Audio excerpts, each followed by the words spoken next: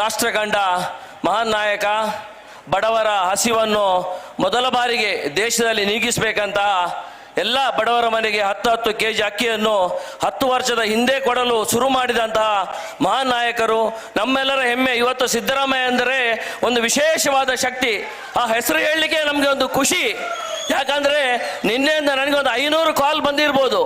ಅವರು ಕಾಲ್ ಮಾಡಿ ಕೇಳಿದ್ರು ಇಷ್ಟೇ, ಸರ್ ಸಿದ್ದರಾಮಯ್ಯ ಅವರು ಬರ್ತಾರಲ್ಲ, ನಾವು ಬರ್ತೇವೆ ಅಂತ, ಅಷ್ಟೇ, ಬೇರೆ ಏನಿಲ್ಲ.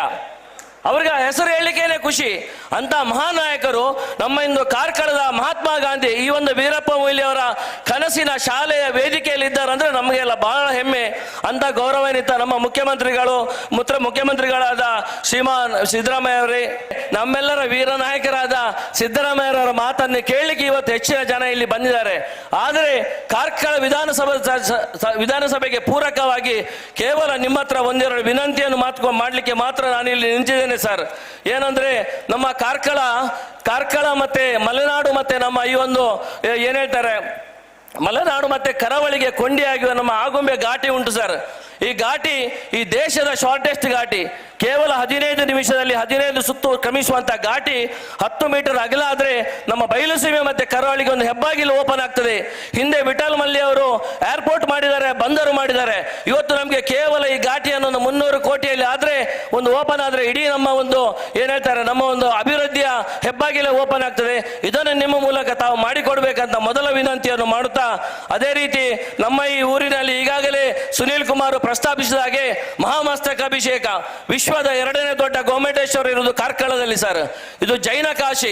ನಮ್ಮ ವರಂಗ ಅಂತ ನನ್ನ ಗ್ರಾಮ ವರಂಗದಲ್ಲಿ ಒಂದು ಜೈನ ಕೆರೆ ಇದೆ, ಅದರಲ್ಲೊಂದು ದೇವಿ ತಾಯಿ ಗುಡಿ ಇದೆ. ಅದಕ್ಕೆ ಇವತ್ತು ನಾವು ಬೋಟಿನಲ್ಲಿ ಹೋಗಿ ನಮಸ್ಕರಿಸುವ ಪದ್ಧತಿ ಇದೆ. ಆದ್ದರಿಂದ ಇದರೆಲ್ಲ ಸಮಗ್ರ ಅಭಿವೃದ್ಧಿಗೆ ಕನಿಷ್ಠ 100 ಕೋಟಿ ಅನುದಾನವಾದರೂ ನೀಡಿ ಈ ಕಾರ್ಕಳದ ಕೊಂಡಿಯಾಗಿ ಎಲ್ಲ ಬರುವ ಸಣ್ಣ ರಸ್ತೆಯನ್ನು ಅಭಿವೃದ್ಧಿ ಪಡಿಸಲು ಅನುದಾನ ನೀಡಬೇಕಂತ ತಮ್ಮ ಹತ್ರ ವಿನಂತಿ ಮಾಡುತ್ತಾ, ಅದೇ ರೀತಿ ಈಗಾಗಲೇ ಮಂಗಳೂರಿನಲ್ಲಿ ಸ್ಮಾರ್ಟ್ ಸ್ಕೂಲ್ಗಳು ಕೆಲಸ ಮಾಡ್ತಿವೆ. ನಮ್ಮಲ್ಲಿ ಸರ್ಕಾರ ಶಾಲೆಯ ಶಕ್ತಿ ಏನಂದ್ರೆ ಸರ್, ಇವತ್ತು ನಮ್ಮ ವರಂಗ ಪಂಚಾಯಿತಿಯ ಮುನಿಯಲ್ನಲ್ಲಿ KPS ಶಾಲೆಯಲ್ಲಿ 1200 ಮಕ್ಕಳು ಕಲಿತಿದ್ದಾರೆ. ಹೆಬ್ರಿಯ ಒಂದು ಪ್ರೈಮರಿ ಶಾಲೆಯಲ್ಲಿ LKG ಇಂದ 8ನೇ ಕ್ಲಾಸ್ವರೆಗೆ 750 ಮಕ್ಕಳು ಕಲಿತಿದ್ದಾರೆ.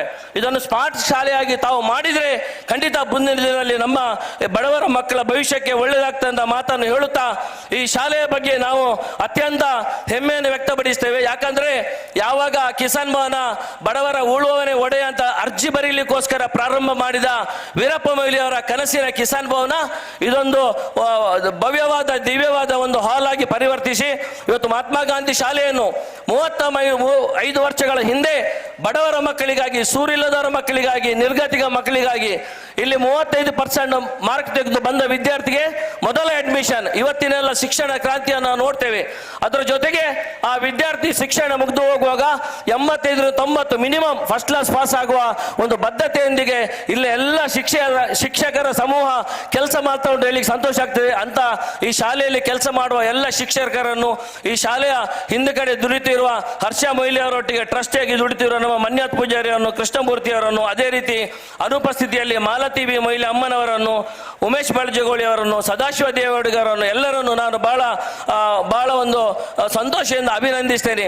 ಅದೇ ರೀತಿ ಈಗಾಗಲೇ ಅಂಬೇಡ್ಕರ್ ಭವನದ ಬಗ್ಗೆ ತಾವು ಹೇಳಿದ್ರಿ ಸರ್. ಇದಕ್ಕೆ ಸಹ ತಾವು ತಮ್ಮ ಊರಿನಲ್ಲಿ ಮೈಸೂರಿನಲ್ಲಿ ತಮ್ಮ ಮೂಡಾ ಫಂಡಿಂದ 40 ಕೋಟಿಯಲ್ಲಿ ಒಂದು ಅಂಬೇಡ್ಕರ್ ಅವರ ಅಭಿವೃದ್ಧಿ ಪಡಿಸಿರುವುದು ನಮಗೆಲ್ಲ ಗೊತ್ತಿದೆ.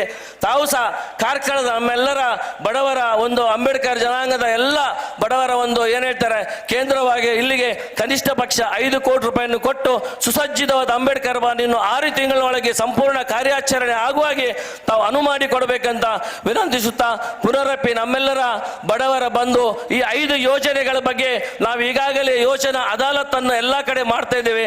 ನಾನು ಹೇಳುವುದಿಷ್ಟೇ ಸರ್, ಇದರಿಂದ ನಮ್ಮೆಲ್ಲ ಬಡವರು ಇವತ್ತು ಎಲ್ಲರೂ ನಮ್ಮ ಸರ್ಕಾರವನ್ನು ನೆನೆಸ್ಕೊಳ್ಳುವಂತ ಕೆಲಸವನ್ನು ಆಗ್ತಿದೆ. ಪ್ರತಿ ತಿಂಗಳು ತಾಯಿಗೆ 2,000 ರೂಪಾಯಿ ಇರ್ಬೋದು, ಫ್ರೀ ಆದ ಕರೆಂಟು. ನಾವು ಯಾವತ್ತು ಚುನಾವಣೆ ಸಂದರ್ಭದಲ್ಲಿ ಹೋಗಿ ಹೇಳುವಾಗ ಎನಿಸಲಿಲ್ಲ ಇದನ್ನು ಕೊಡ್ಲಿಕ್ಕೆ ಆಗ್ತಾ ಅಂತ. ಅದನ್ನು ಮಾಡಿ ತೋರಿಸಿದ ಧೀರ ನಾಯಕ ಇದ್ರೆ ನೀವಂತ ಹೇಳುತ್ತಾ, ಅದೇ ರೀತಿ ಎಲ್ಲ 5 ಯೋಜನೆಯನ್ನು ಕೊಟ್ಟು ಒಂದು ಒಳ್ಳೆಯ ಸರ್ಕಾರವನ್ನು ಇವತ್ತು ವಿರೋಧ ಪಕ್ಷದವರಿಗೂ ಅವರಿಗೂ ಪ್ರತಿಭಟನೆ ಮಾಡಲಿಕ್ಕೆ ಆಗದ ರೀತಿಯಲ್ಲಿ ಸರ್ಕಾರವನ್ನು ನಡೆಸ್ತಿರುವ ನಿಮ್ಮ ಈ ಒಂದು ಏನ್ ಹೇಳ್ತಾರೆ ಆ ತಾಕತ್ತಿಗೆ ನಾವು ಯಾವಾಗಲೂ ಶರಣ ಅಂತ ಹೇಳುತ್ತಾ, ವೀರಪ್ಪ ಮೊಯ್ಲಿ ಅವರ ಬಗ್ಗೆ ಕೇವಲ 2 ಮಾತು. ವೀರಪ್ಪ ಮೊಯ್ಲಿ ಹೇಳಿದಾಗೆ ನಾವು ಸಹ ಯಾವತ್ತು ರಾಜಕೀಯ ಅಪೇಕ್ಷೆಯನ್ನು ಇಟ್ಕೊಂಡು ರಾಜಕೀಯ ಬಂದವರಲ್ಲ. ಮೊನ್ನೆ ತಂದೆಯ ಕಾಲದಿಂದ ಅಜ್ಜನ ಕಾಲದಿಂದ ವೀರಪ್ಪ ಮೊಯ್ಲಿ ಅವರೊಟ್ಟಿಗೆ ಸುಮಾರು 40 ವರ್ಷದಿಂದ ದುಡಿಕೊಂಡು ಬಂದವರು. ನಾನು ಯಾವತ್ತೂ ಒಂದು ಪಂಚಾಯತ್ ಚುನಾವಣೆಗೆ ಸಹ ನಿಂತವನಲ್ಲ. ನೇರವಾಗಿ ವೀರಪ್ಪ ಮೊಯ್ಲಿ ಅಪೇಕ್ಷೆಯ ಮೇರೆಗೆ ಕಳೆದ ಬಾರಿ ವಿಧಾನಸಭಾ ಚುನಾವಣೆಗೆ ಅನಿವಾರ್ಯವಾಗಿ ಅವರ ಅಪೇಕ್ಷೆಯಂತೆ ನಿಂತಿದ್ದೇನೆ ಬಿಟ್ರೆ ಯಾವತ್ತು ಅವರೊಟ್ಟಿಗೆ ದುಡ್ದ ಸಂತೋಷ ನಮಗೆ. ಯಾಕಂದ್ರೆ ಇವತ್ತು ಒಂದು ಪಾರದರ್ಶಕವಾಗಿ ಶುದ್ಧ ಹಸ್ತವನ್ನು ಇಟ್ಕೊಂಡು ಕಾರ್ಕಳದಲ್ಲಿ 6 ವರ್ಷ MLA ಆದ ನಮ್ಮ ವೀರಪ್ಪ ಮೊಯ್ಲಿಯರು ಇರುವುದು, 2 ಸಲ MLA ಆದ ಗೋಪಾಲ್ ಭಂಡಾರಿ ಇರುವುದು.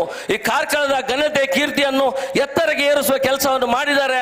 ಎಲ್ಲ ನಮ್ಮ ಬಂಧುಗಳಲ್ಲಿ ಒಂದು ಹೊಸ ಚೈತನ್ಯವನ್ನು ಕೊಡುವ ಕೆಲಸವನ್ನು, ಪಾರದರ್ಶಕವಾದ ಯಾವುದೇ ಭ್ರಷ್ಟಾಚಾರ ರಹಿತವಾದ ಒಂದು ಏನು ಆಡಳಿತವನ್ನು ಈ ಇಬ್ಬರು ನಾಯಕರು ಮಾಡಿದ್ದಾರೆ.